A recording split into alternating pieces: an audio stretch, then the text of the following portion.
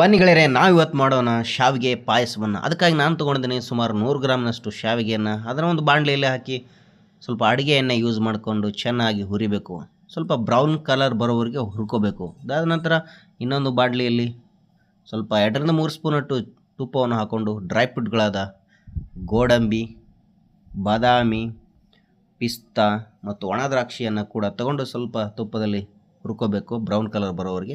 ನಂತರ ಇನ್ನೊಂದು ಬಾಣಲಿಯನ್ನು ತೊಗೊಂಡ್ಬಿಟ್ಟು ಅದರಲ್ಲಿ ಸುಮಾರು ನಾನು ಇಲ್ಲಿ 3 ಗ್ಲಾಸ್ನಷ್ಟು ನೀರುಗಳನ್ನು ಕೂಡ ತೊಗೊಂಡಿದ್ದೀನಿ. ನೀರು ಬೇಯೋವರೆಗೆ ಕಾಯಬೇಕು. ಬೇಯ್ದ ನೀರಿಗೆ ಹುರಿದಂತಹ ಶಾವಿಗೆಯನ್ನು ಹಾಕ್ತಾ ಇದ್ದೀನಿ. ನೋಡಿ, ಸ್ವಲ್ಪ ಕುದಿ ಬರ್ತಾ ಇದೆ. ಇವಾಗ ಅಷ್ಟೇ ಪ್ರಮಾಣದ ಸಕ್ಕರೆಯನ್ನು ಕೂಡ ನೀವು ಆ್ಯಡ್ ಮಾಡ್ಕೋಬೇಕು.